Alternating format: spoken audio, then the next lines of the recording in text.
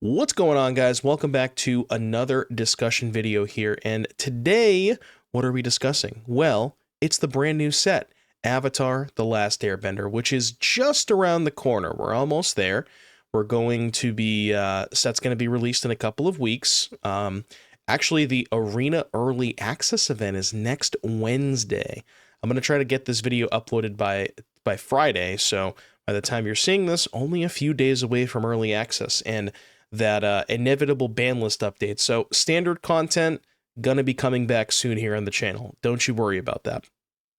But today we're going to be taking a look at some of my personal favorite Avatar cards and some cards that, I think have a chance to see quite a bit of play in the upcoming standard format. The ones that I think are maybe the most priced to move, maybe, the most powerful. So I have about 24 cards that I want to show you here today. We'll look at most of them, and then we'll separate the rest into a top 5. But before we continue, if you would like to purchase any Avatar cards, pre-orders, sealed product, deck boxes, you guys know where to go. It's CoolStuffInc.com. And if you guys use promo code DOOM at checkout, you can get yourself 5% off of your next order and this exclusive Rhino token while supplies last. Cool Stuff Inc. They got cool stuff, and they got it in stock. And with that out of the way, let us go ahead and kick things off with Aang's Iceberg. Now, before we get started, before we go into the details on any of these cards, just want to mention, I've never really seen Avatar myself, so I don't know any of the backstory, the lore, any of that stuff. I'm not familiar with this IP, so if there's any inside jokes in terms of, scenes or settings in the actual IP itself, I'm probably going to miss those. I'm just going to tell you right now. So the first card that I want to look at here is Aang's Iceberg. So this is 2 and a white for an enchantment with flash. It says, when this enchantment enters, exile up to one other target non-land permanent until this enchantment leaves the battlefield. And there's some new abilities. One of them happens to be Waterbend. So Waterbend, you can pay 3 to sack this enchantment if you do scry 2. And essentially what Waterbend allows you to do is pay the Waterbend cost using creatures and artifacts. So for example, if you have 3 artifacts and or creatures, you can just tap those to pay for the cost. You can mix and match too. So you can do 2 mana, 1 creature artifact, so on and so forth. So for all intents and purposes, this is just an Oblivion Ring that has flash. And that's pretty good, I think. The buyout clause is also, you can, if your opponent has some way to remove this, you can sacrifice it to scry 2, so you get a little bit of a buyout clause there. But just being an Oblivion Ring that has flash, I think has some sort of merit, that there's really not a ton else to say about this card other than good removal spell, flash makes a lot of sense, and, I think this one has potential to see play. That's all I really got. Talking about upgrades on previously existing cards, Boomerang Basics.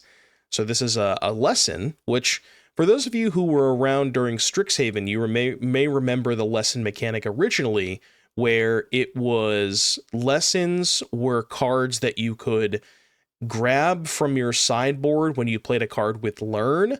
There is no Learn mechanic in this set, so the lessons are just a subtype of sorcery, or instant, I guess, rather. And what's interesting about that is I think they kind of tone the power level down a little bit with previous lessons due to the fact that they could be more readily accessible with Learn cards. And given that there's no Learn cards, I feel like they kind of turned the dial up a little bit on the lessons. I got, when I was looking through the spoiler, I got a little bit of that. So this is 1 mana sorcery, return a non-land permanent to its owner's hand. If you controlled that permanent, draw a card. Now, again, I'm recording this on Thursday. We don't know what the ban list is going to look like. It's possible they end up banning Profs or something else from Blue-Red.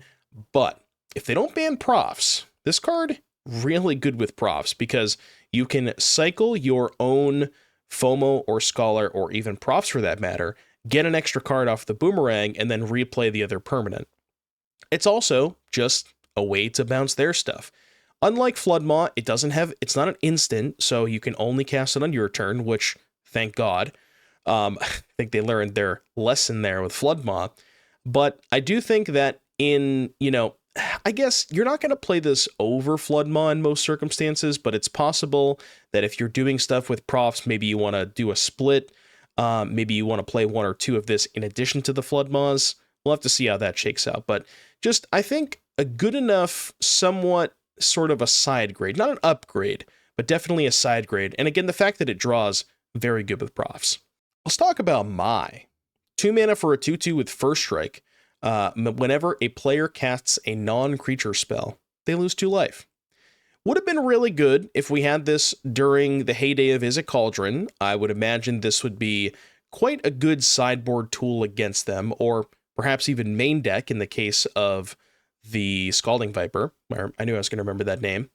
But, I mean, you know, even if we know something from VV Cauldron's going to get banned, depending on how much they actually do, if they, for example, only hit VV and leave, you know, the rest of the blue-red profs, FOMO, Scholar, Draw, Shell intact, that deck still plays a good amount of non-creature spells. So my Scornful Striker might be something you want to utilize against them. It's also just a reasonable body, 2/2 First Strike for 2, totally fine stats, and also can be very good against control decks who play a very, very large number of non-creature spells. So something to keep in mind. We got a new cycle of lands, and they basically all have this same text on them. We're looking at Ba Sing Se. This one, so the text that they all share is, this land enters tapped unless you control a basic land. They all tap for their respective color. The reason I'm showing you this one is because personally, I think this is the best one of the bunch. The other ones are kind of okay. The blue one loots and so on and so forth. I think the red one gives you Firebending for 2 mana. They're all okay. But this one taps for a green, and you can pay 3 mana to Earthbend 2. What is Earthbend 2, you might ask? So essentially, you animate a land into a creature. You put n number of counters, where n is the Earthbound number, and then it gives it haste as well. And when the land dies or is exiled, return it to the battlefield tapped. So, you know, normally when you're animating a land into a creature, there's a huge downside. If they kill the creature, which is now a land, well, now you're down a land. And Earthbend sort of solves that problem, where it gives you the land back. So effectively, this is just 3 mana tap, make a 2/2, and you can only activate it as a sorcery, which doesn't sound like a lot, but, you know, later into the game, especially the fact that it, you know, I guess giving it haste doesn't matter too much, but, you know, maybe there's some fancy lands that you want to, like, play and then make a 2/2 and do that. But yeah, just a good tool against the control decks, and I think that this card has the potential to be, you're not going to play a ton of copies of this, but, you know, 1 or 2 copies at the top end of your green deck doesn't seem that bad. Let's talk about Appa, Steadfast Guardian. So, 4 mana, 2 and 2 white for a 3/4 flash flyer. Tell me if you've heard those numbers before. And when it enters, you can airbend any number of other target non-land permanents you control. So, we've talked about earthbending, we talked about waterbending. Let's airbend now, shall we? So airbending is you exile the permanent, and then while it's exiled, its owner may pay 2 rather than pay its mana cost. So you can airbend any number of other target non-land permanents you control. Whenever you cast a spell from exile, you make a 1/1 ally. The reason I like this card so much is certainly its stats. 3/4 flash flyer for 4, pretty good stats. You can ambush a lot of cards in combat. And this also does a lot of things, where you can blink a bunch of your own stuff with enter the battlefield abilities. You can blink one big thing. I mean, if you only have one big thing. And it also is good against sweepers, where if you're playing a deck that is looking to go very, very wide, you can, you know, your opponent plays a sweeper, you can Appa all of your stuff. Sure, you have to pay 2 mana, but you're in sort of a way, you're kind of countering their sweeper, where you get to keep all of your stuff and then, you know, replay them on following turns. So a lot of flexibility with this card, and you get the 1/1 every single time you play one of your stuff from exile.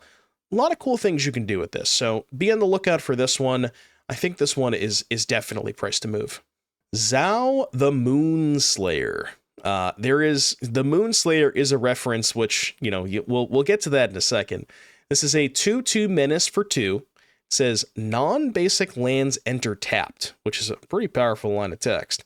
You can pay 7 to put a Conqueror counter on it, and then as long as it has a Conqueror counter on him, non-basic lands are mountains. That's why he's the Moonslayer. I mean, even if you realistically, by the time you get to 7 mana, how often is a moon, that ability maybe not going to come up super often, but 2 mana for a 2/2 menace that makes all non-basics enter tapped, there's going to be some decks that have a really hard time answering this card, where they're playing like a 3 or a 4 color deck, they can't afford to play a bunch of basic lands, and they are just going to be at the mercy of how many answers they actually have to this, cheap answers. And if they don't have a ton of cheap answers to this, it's going to put them a turn behind basically every single turn. Now, again, not sure how often you're going to get to the 7 mana putting a Conqueror counter to actual, and how much Blood Moon even matters at that stage of the game. But, you're playing this for the first 2 lines of text, which I think are pretty damn good. Next up, we have the Earth King. So this is a 2/2 for 4 mana. When it enters, you make a 4/4. So already right there, 6 power and 6 toughness for 4 mana with divided among 2 bodies. Not bad. Whenever one or more creatures you control with power 4 or greater attack, search your library for up to that many basic land cards, put them onto the battlefield tapped, and then shuffle. It's possible that, maybe I'm getting jebaited here. Maybe this is just a giant Timmy card, and I'm willing to believe that's the case. But, I mean, if you can play a 4-power creature on turn 3, which there is in standard, it's Surrak. If you can curve Surrak into this thing, and you attack with Surrak and go search 4 lands, that seems pretty good, right? Now, this is, at the end of the day, a 4-mana 2/2, where it's certainly like they can kill it before you go to combat. But even in those scenarios where you're playing this thing, you're making another 4/4, if they have to spend their removal spell on your 2/2, now they're not killing your Surrak or your other 4/4, and you're getting a card off of the Surrak in the exchange. So all of that sounds pretty good to me. It probably has to be some sort of, maybe I was going to say mono green, maybe you can be Golgari, but you do want to make sure you have enough basic lands in your deck with the Earth King, which kind of leads me down the path of being mono green. Plus you have like Flourishing Bloomkin that pays you off for having more forests. So something to think about, maybe some sort of mono green beatdown deck. And I think if there is one, it's probably going to have this card. Sozin's Comet is up next here. This is 5 mana sorcery. You can foretell it for 3 mana. So for those of you who weren't playing during when foretell was in standard, you can exile it face down from your hand for 2 mana during your turn, and then on the later turn you can cast it for its foretell cost, which in this case is 2 and a red. So you pay 2 colorless, put it face down, it's like you're morphing a spell basically. And it says each creature you control gains Firebending 5 until end of turn. What's Firebending, you might ask, because that's the one we haven't looked at yet.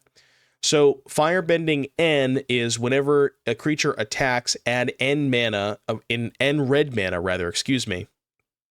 This mana lasts until end of combat. So it's a little awkward where you have to find a way to use the mana at instant speed, right? Well, not exactly. If you recall this little card from Spider-Man called Electro, Electro means that your red mana does not empty. I can't remember the exact phrasing, but basically you don't lose red mana as phases and steps end. So for example, if you have Electro in play and you Comet with, 3 or 4 creatures in play, you have 4. Let's go full just dream case scenario. You attack with 4 creatures, including Electro. You make 20 red mana. You get to float that until your second main phase, and then you can fireball your opponent. Because there's the Chocobo Comet is a sorcery. So, that's again magical Christmas land. But Comet plus Electro does sound like a pretty powerful interaction. I'll probably be trying it at some point, maybe during early access. Not sure if it's actually going to be good, but something to keep in mind. Apparently, the set is just a bunch of, not reprints, but upgrades to previously existing cards. So, Price of Freedom is 2 mana sorcery, Lesson. Destroy a target artifact or land an opponent controls. Controller may search their library for a basic, put it onto the battlefield tapped, draw a card. Similar to Cleansing Wildfire, although a little bit different because Cleansing Wildfire could target your own stuff, which was important against, not against, but important in the decks that played like Flagstones of Trocare and Indestructible lands. So you can't quite synergize with it in that regard. But the upside is they let you kill a whole entire new permanent type. You can kill artifacts with this now. Again, there's not a ton of non-basic lands that people are necessarily... I mean, there's a couple, right? There's like the blue decks have Fountain Port. There's the Omniscience decks that have the Uncounterable land. So this is probably mostly going to be a sideboard card in very specific situations. But I mean, it is pretty good against Fountain Port, so I think there's maybe something here. How about a reprint that didn't need to become better because it's already good? Epic Downfall, black and a colorless, sorcery, exile target creature with mana value 3 or greater. Now, I've been talking for the past couple of months about how the removal in Standard is not very good. This card is not insane because it is only a sorcery. So the turn that your Dimir opponent plays Curiosity, you do have to let them hit you at least once with it. But it's something, right? The fact that it exiles, again, would have been very good against VV if this was around prior to the inevitable bannings, but that's not the case. But I don't know. I mean, maybe this is more of a sideboard card, but a very potent sideboard card where it's more of a surgical piece where you're targeting a very specific card like a Curiosity or even an Innocence or something like that. But just good to have in the arsenal. The Great Divide Guide. This is a 2/3 for 2 mana. It's a human scout ally rather. Each land and ally you control has tap, add 1 mana of any color. Now, there's a theme in this set. We'll get to that a little bit later. There's a lot of allies. There's a lot of creature types that have allies, cards that make ally tokens, and then ways to benefit all of your allies. Which is a really cool shout out because I've been playing Magic for basically forever, and I remember back in the original Zendikar, the allies with like the 2 mana 1/1 haste. Whenever an ally enters, get haste. There was the 1 mana 0/1. I could go on about allies. I love that deck. So a nice little throwback to the OG Zendikar allies, and I think this one's pretty good because there's a couple of them that make ally tokens. There's even, again, we'll get to one later that is 2 mana for 2 allies. So you can go pretty wide with them, and then this to make a bunch of mana, find some sort of payoff. And it also fixes your mana as well, where it gives all of your lands the Chromatic Lantern text. So I like this card quite a bit. If there's an ally deck, it's probably going to have this card. Next card I want to take a look at here is Aang, Swift Savior. So 1 blue and a white for a 2/3 flash flying. When Aang enters, airbend 1 other target creature or spell. So remember, exile it, and while it's exiled, its owner may pay 2. And then you can waterbend 8 to transform Aang. Now, before we look at the flip side, again, waterbend 8 sounds like a lot. 8 is a lot of mana. I get that. But you can play cards like, what was it? Novice Inspector, Spyglass Siren, these cards that generate multiple permanents, because waterbend, you can tap artifacts or creatures. So it shows 8, but again, if you're building around this, 8 is not going to be that unachievable. And the payoff here is a 5/5 reach trample. It says whenever Aang and La attack, put a +1/+1 counter on each tapped creature you control. So the payoff here is very cool because it works well with a lot of the cards that you already want to be playing. Spyglass Siren, Novice Inspector, Warden of the Inner Sky. That whole package has been, a deck in Standard ever since those cards were released.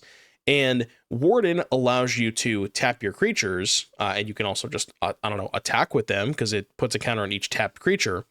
So, yeah, I mean, you're mostly playing this for the front side, but the fact that if you're putting this in a deck, it's going to have a lot of ways to generate extra permanents to, you know, fulfill the Waterbend 8. And in that case, you know, it's going to make it easier to flip. And I mean, you know, it just seems like a very good card. I like this one a lot. Remember those allies I was telling you about earlier? So this is heroic, was it heroic reinforcements? No, resolute reinforcements, but in ally form. Yeah, good card. There's not much to say about this one. If there is an ally deck, it will almost certainly have 4 of this card because this is 2 mana for 2 allies at instant speed. Very, very good card. But, you know, next. There's a lot of reprints in the set, isn't there? Shared Roots, also known as Rampant Growth. 2 mana, Sorcery Lesson. Search for a basic. Put it onto the battlefield tapped. We previously had Glimpse the Core in Standard, which was 2 mana, search for a forest or cave. But we haven't really had actual Rampant Growth in Standard for quite some time. And I was beginning to think that they were not going to give it to us ever again. Maybe they deemed that it was too good. But here it is. And I'm excited about that. I don't know exactly what type of deck wants to utilize Rampant Growth yet, but the fact that it's here, at least it's worth thinking about now. Boiling Rock Rioter is our next card here. So 2 and a black for a 3/3 with Firebending 1. You can tap an ally you control, exile target card from a graveyard. You can do that at instant speed. And whenever this creature attacks, you may cast an ally spell from among cards you own exiled with this creature. So there's a lot going on here where you can make some mana with the Firebending, right? But again, the mana only lasts through combat. You can tap other allies to exile cards from graveyard. So that could be if your opponent's playing a graveyard strategy, or if you have an ally in your graveyard that was killed earlier. And then whenever this creature attacks, you can cast an ally spell from, you know, cards that are exiled with this creature. So you maybe exile one of your allies that were killed earlier, attack with this guy, make the mana. If it has flash, you can play that ally during combat using the red mana.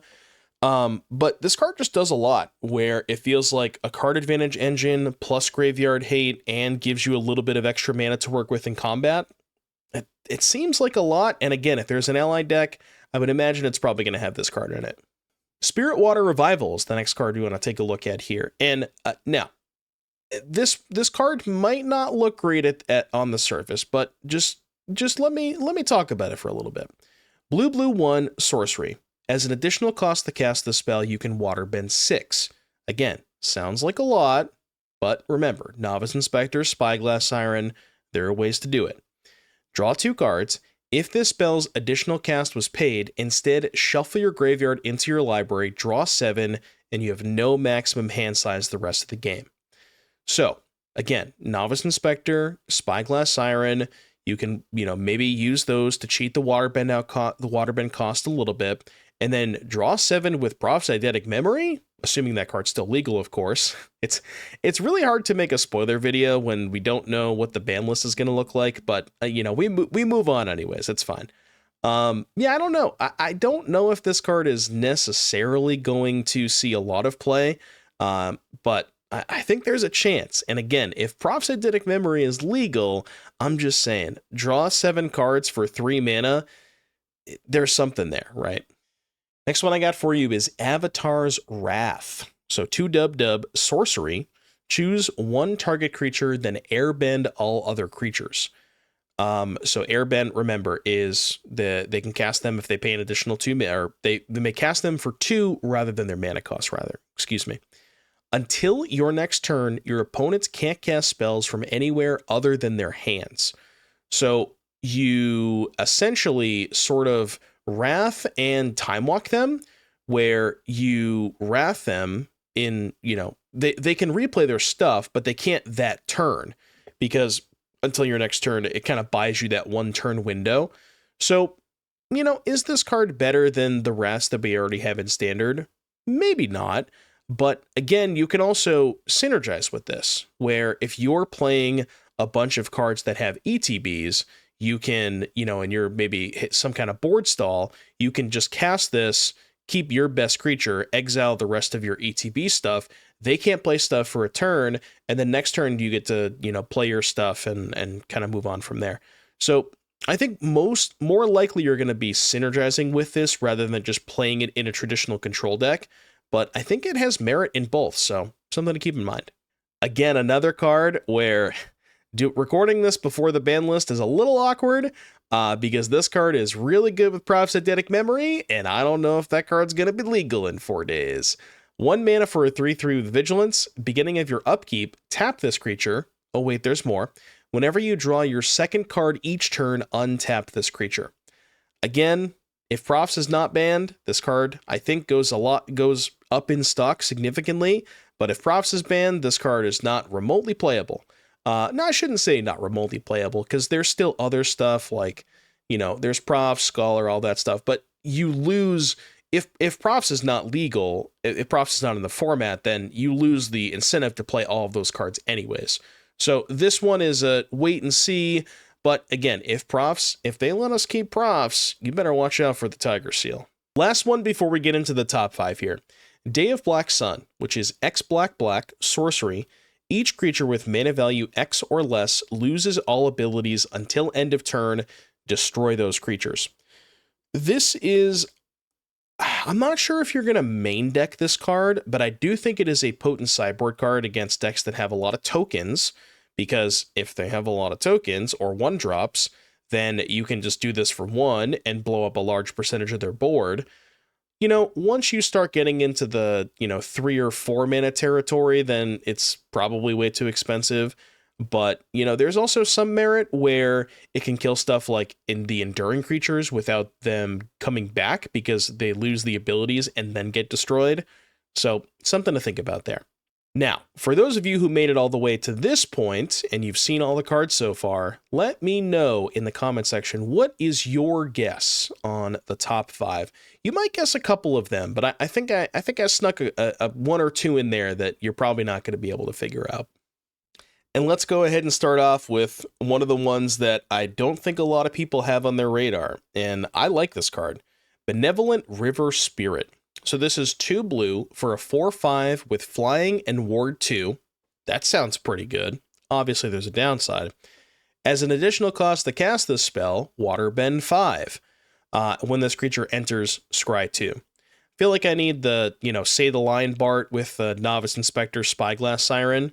You're playing this card in that deck. So Novice, Spyglass, Warden of the Inner Sky. There's some other cards that make permanents for Warden. But yeah, that's what you're playing this card in that deck. And I think in that deck, this card does sound pretty good to me, because more often than not, you're going to have enough material to make this a 2 mana 4/5 with flying and ward 2. And that deck was kind of missing an additional big body, right? You could play Regal Bunnicorn, but the problem with Regal Bunnicorn is it just gets chump blocked a lot. So this card kind of sort of mitigates that a little bit. There's a little bit more setup required, but you get a pretty good payoff. You get 4/5 Flying Ward 2 and Scry 2. Seems good enough to me to be at least played in that deck. Next up, we have Firebending Student coming in at number 4 here. So 2 mana for a 1/2 with Prowess, and it has Firebending X, where X is this creature's power. Now, 2 mana for a 1/2 with Prowess, maybe not exactly where you'd want to be, right? You wouldn't just play a 2 mana 1/2 with Prowess. But Firebending X, I think, is pretty nice. You do need to play a lot of instants, right? You need to, I guess you could potentially pair this in the same deck with the Electro and the other big sorcery that gave all your stuff Firebending 5. But realistically, you probably want to be playing this in some sort of blue-red spells deck, right? So the way to take advantage of a card like this is find some sort of expensive-ish instant. So you basically pre-combat, play a bunch of cheap stuff, get this card's power up a bunch, attack with it, make 3 or 4 mana, and then find a way to use 3 or 4 red mana in combat. I'd have to go through and look at some of the more expensive instants, maybe like Consult the Star Charts comes to mind, but you need double blue for that, and this only makes red mana. So, this one requires a little bit more work than I think the other Firebending spell that we saw earlier. But I think the payoff is there, because in an aggressive deck, having an extra prowess creature seems nice. So definitely something to think about. Damn, this whole set is just throwbacks. Earth King's Lieutenant is up next here, number 3. Green and a white for a 1/1 trample. When this creature enters, put a +1/+1 counter on each other ally you control. Whenever another ally enters, put a counter on this creature. Thalia's Lieutenant. They even kept Lieutenant in the name, which is pretty funny. Yeah, this card's great. If there's an ally deck, it's going to have a bunch of allies in it, and this is probably going to be one of the best cards in the ally deck. Pairs very well with the ally Resolute Reinforcements we saw. Even it still kind of pairs well with Appa, because Appa can, airbend all of your stuff, and then you can make a bunch of 1/1 allies, which, are very good with the Lieutenant. So just a lot to love about this card. I'm certainly going to be playing a lot of allies. I hope they're good, but, time will tell on that one. Coming in at number 2, we have the Raven Eagle. 2 and a black for a 2/3 flyer. Whenever it's a bird assassin, whenever this creature enters or attacks, exile up to one target card from a graveyard. If a creature is exiled this way, make a clue. Whenever you draw your second card each turn, each opponent loses 1 life and you gain 1 life. So certainly the comparison here is to something like Graveyard Trespasser, but I think this card might even be a lot better than Graveyard Trespasser. Now, they're different, right? Trespasser is good for different reasons, where if they point a removal spell at it, they have to discard a card, you get so on and so forth. But flying means that it's a lot harder to block. You only get to exile 1 at a time. Trespasser had the upside of going to 2, but also if the graveyard stuff doesn't matter, you're still getting a guaranteed extra card every single time it attacks. And if you're willing to pop the clue on your turn, or pop 2 clues on their turn, you get the drain. And remember, the drain can happen on your turn and theirs. So if you play this in a blue-black deck, you can play a cantrip, draw an extra card on your turn, trigger it, and then pop 2 clues on their turn, trigger it again. So the damage adds up pretty fast, and this thing kills kind of quickly too, while being a 2/3 flyer with Graveyard Hate. Love everything about this card. Fantastic card. Now, you've seen 2, 3, 4, and 5. I think a lot of people can probably guess what I selected at number 1, but if you haven't guessed at this point, let me know. What do you think the number 1 card from Avatar is? And the answer is the Badgermole Cub. I love everything about this card. 2 mana for a 2/2 when this creature enters Earthbend 1, so you can turn a land into a 1/1 creature. Whenever you tap a creature for mana, add an additional green mana. You guys realize that Llanowar Elves is still legal, right? Yeah, turn 1 elf, turn 2 Badgermole Cub is going to be one hell of a curve for quite some time. It just gives you access to an obscene amount of mana, especially if you have a second Badgermole Cub, because they stack. So if you go turn 1 elf, turn 2 Badgermole Cub, animate your land, tap that for 2, play a second Badgermole Cub, you can animate another land, so you now have an elf that taps for 3, and both of your lands that also tap for 3. And the best part is, even if they kill the land creature, you just get it back, because that's, Earthbend is sort of removes that initial downside from animating the creature in the first place.